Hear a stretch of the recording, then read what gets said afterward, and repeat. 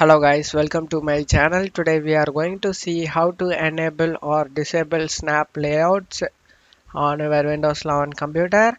So Snap's layouts allows you to use multiple windows at the same time, and you can snap them to different areas on your display.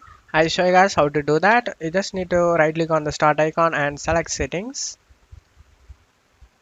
On left side select system, on right side scroll down and select multitasking.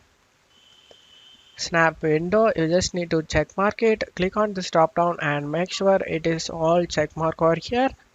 And now you can snap the window like this you can do it. And if you disable it, you can't snap the window guys, just nothing we can do it.